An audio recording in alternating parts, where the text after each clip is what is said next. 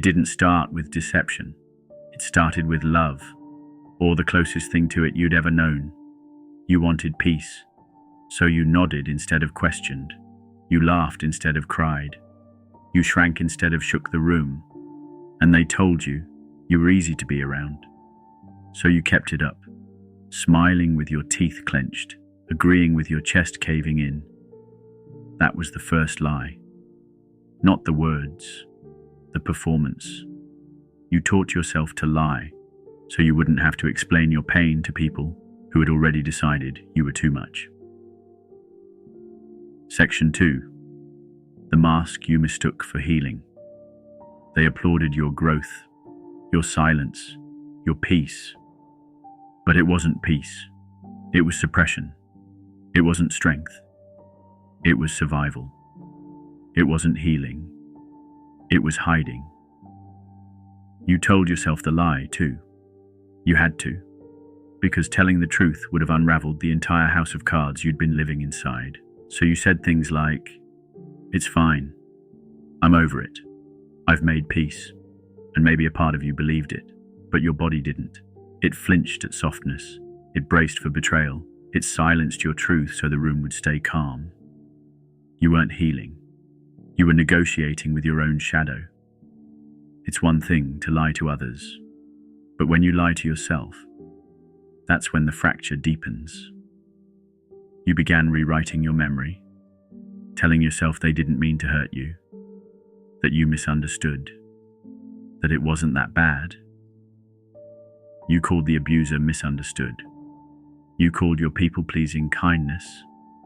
You called emotional exile independence. And the more you repeated it, the more it calcified. The lie became your lens, and everything that contradicted it felt like betrayal, even love, even softness, even truth, especially truth. Because the moment you looked at it head on, your entire story would collapse. And collapse is terrifying when the lie is all you've ever stood on. You think the silence was for survival, but you also kept the lie alive for someone else. Maybe for your parents, maybe for your partner, maybe for the version of you who thought they'd die if they weren't liked. You didn't want to shame them, didn't want to lose them, didn't want to confront the cost of your own honesty. So you made yourself the villain, or the peacemaker, or the one who said, "Maybe it was my fault." You internalized the sin so no one else had to hold it. You did that not because you're broken, but because you were loyal. Loyal to the illusion, loyal to the hope, loyal to the myth that love means protecting everyone, even from the truth. Eventually, the lie got heavy. It stopped being sustainable. You couldn't smile through it anymore. You couldn't sleep, couldn't stay, couldn't look in the mirror without something cracking. Your body rebelled, not in grand gestures, but in fatigue, in tension, in skin that broke out for no reason, in gut aches you couldn't explain, because the body always knows what the mouth refuses to say.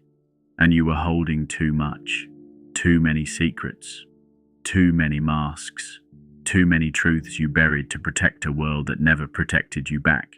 You kept the lie alive, and now the weight of it is killing your joy. Here's what they don't tell you. Telling the truth can make things worse. At first, because truth rearranges everything. It breaks relationships built on performance. It burns down roles you were praised for.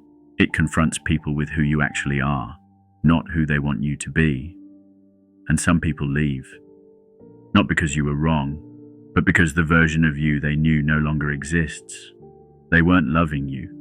They were loving the lie you protected. And once it's gone, so are they. So yes, truth costs. But silence bankrupts your soul. They said they loved you, but what they meant was, we love the version of you that never confronts us. You thought that was love. You thought if you just worked hard enough, shrunk small enough, agreed often enough, they'd stay. And they did. But not with you. With the mask, with the performance. They never saw the part of you that questioned, that burned, that needed, that screamed into the dark just to feel real again. You were loved like a statue, admired from a distance, beautiful in your stillness, dead in your truth. You were loved only as long as the lie lived. And now it's time to kill it. This is where it gets hard, because the lie gave you belonging, the lie gave you safety, the lie gave you approval, but the lie also took your joy, it took your sleep, it took your body, it took your voice. And now, you're done paying rent in a house you don't belong to. You're allowed to tell the truth, out loud, ugly, messy, unfiltered. You're allowed to say, I hurt. That wasn't okay. I kept the peace at the cost of my soul. You're allowed to bury the performance and finally resurrect your real voice. Telling the truth doesn't mean confronting everyone. Sometimes it means writing the letter you never send, crying the tears you once swallowed, breathing in a room you used to hold your breath in. Sometimes truth is quiet. It doesn't need witnesses. It just needs you. The moment you stop needing validation for your pain, you are free. Free to exist without apology. Free to speak without shrinking. Free to leave without explaining. This is what liberation tastes like. A life where nothing sacred is sacrificed for comfort. And the moment you stop lying, the moment you stop hiding, everything changes. The lie dies, and what's left is unfamiliar. It's quiet, it's raw, it's confusing. You don't know who you are without the role, without the approval, without the mask. But that's okay. This is where life begins. Not in becoming something new, but in remembering what you were before you were trained to forget. You are not the lie you kept alive. You are the truth you're finally ready to speak.